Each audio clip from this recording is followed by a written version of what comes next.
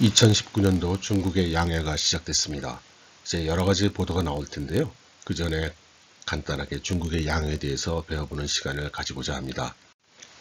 CCTV는 양회 대표들이 북경에 속속들이 도착하는 그런 상황을 보도를 하고 있습니다. 양회라는 것은 모두들 다 잘 아시겠지만 중국인민정치협상회의인 정협과 중화인민공화국 전국인민대표회의인 전인대, 이 두 회의가 같이 열리기 때문에 양회라고 하지요. 그런데 저는 가끔 왜 중국에는 양회 같은 행사가 있느냐고 하는 질문을 받는 경우가 있습니다. 그분들의 질문의 의도는 만일에 형식적인 민주주의를 채택하고 있다면 적어도 민의를 듣는 과정이 있다는 것을 보여주기 위해서라도 필요하겠지만 헌법에 사회주의 일당 전제 정치를 명문화하고 있는 중국 같은 나라에서 굳이 이런 일을 해야 되느냐 하는 것이죠. 여러 가지 해석이 있겠습니다만 제 생각에는 역사적으로 중국이라는 나라를 설립했던 주체가 정협이었기 때문으로 간주하고 있습니다. 2차 대전과 국공내전이 종료된 후인 1949년 9월 21일에 국가 성립을 위해서 공산당이 주도로 해서 정협을 구성하게 됩니다. 오랜 동안의 내전을 겪은 후였기 때문에 국가 전체가 이 국가의 성립에 찬성한다는 것을 보여줄 필요가 있었다고 생각합니다. 그래서 공산당뿐만 아니라 기타 정당도 다 포함돼서 정협을 구성했고요. 재미있는 것은 이때 국민당도 들어있습니다. 그런데 대만으로 건너간 장경국 씨의 그 국민당이 또 있기 때문에 국민당은 대륙에 있는 국민당과 대만에 있는 국민당 두 개가 다 존재합니다. 지금까지 말이죠. 그리고 각 단체 대표, 각 지방을 대표하는 지역대표, 그리고 인민해방군. 인민해방군이 들어있는 것은 지금이야 인민해방군이 단 하나의 명령체계에 의해서 일사불란하게 움직이고 있지만 혁명 당시에는 각 지역적으로 자발적으로 만들어진 의용군 그리고 국민군 이런 것들의 느슨한 결합체였기 때문에 이들에게도 대표권을 준 것입니다. 그리고 소수민족, 해외 화교, 그리고 전 사람들을 아우르기 위해서 종교계 인사들도 다 집어넣어서 모든 분야, 사회 각 분야 인사들을 아우르는 그런 구성을 해서 대표성을 확보했던 것이죠. 그렇게 해서 구성된 정협은 이때 중국이라는 나라가 성립되었음을 선언하게 되고 수도를 북경으로 정하고 국기로 오송홍기를 정하는 등 나라를 설립시키는 일련의 작업들을 선포하게 됩니다. 정협이 이런 일을 하도록 하기 위해서는 먼저 강령을 제공할 필요가 있었고요. 그리고 조직을 정할 필요가 있었습니다. 그리고는 이미 운영하고 있었던 공산당 주도의 조직을 정부로 인정하게 되는 정부조직법을 선포하게 됩니다. 그리고는 모택동 주석을 비롯해서 공산당의 간부들이 이 정부의 자리들을 다 차지하게 되는 것이죠. 그러면 정협이 있는데 왜 또 전인대가 필요했을까요? 그것은 정협은 정국이라는 국가체계를 승인해준 외부의 개념이고 전인대는 국가체계 내부의 개념이기 때문입니다. 전국인민대표대회 1회는 몇 년이 지난 1954년에 열리게 되는데 그 이유는 한국에서 발생했던 6.25 사변 때문입니다. 그래서 이 54년에 열렸던 최초의 전인대회에서 중국의 헌법이 지정이 되게 됩니다. 이로써 국가의 면모를 이제 갖추게 되는 거죠.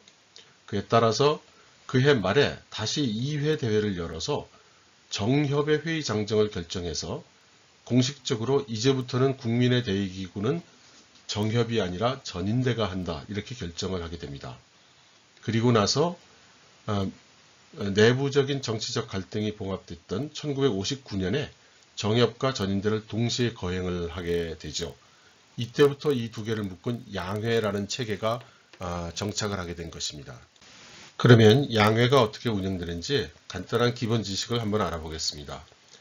양회는 5년마다 큰 대회가 개최가 돼서 나라의 굉장히 중요한 일들을 결정을 하게 됩니다. 하지만 매년에 전국 회의가 열려서 사전적인 조율이 있고요.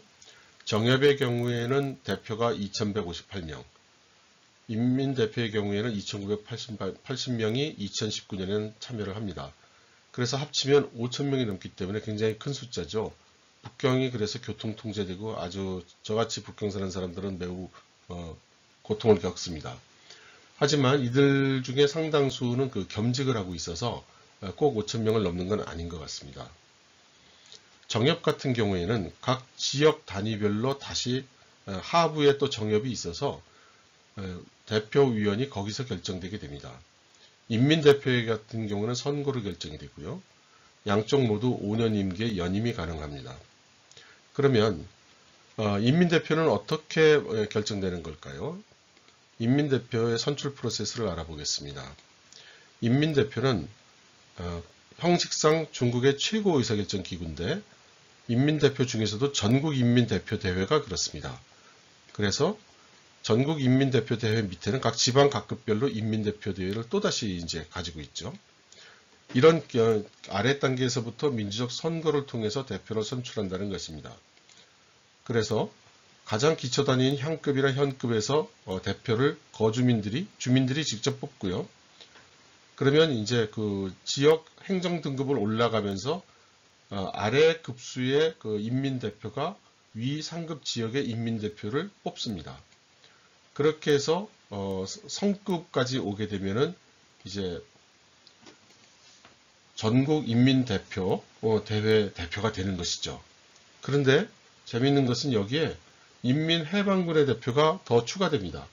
이 대표들은 군에서 결정하는 사람들이고요. 이 사람들이 또 여기 참석을 해서 이 둘이 합쳐져서 비로소 전국인민대표대회가 됩니다. 현재 규정상으로 3,000명을 넘을 수 없고 숫자 배정은 인구 비례를 원칙으로 하되 빠지는 지역이 있으면 안 되고 빠지는 소수민족이 있으면 안 되고 또 직업별로나 사회 각 영역에 대표격인 인물들을 할당을 하도록 하고 있습니다.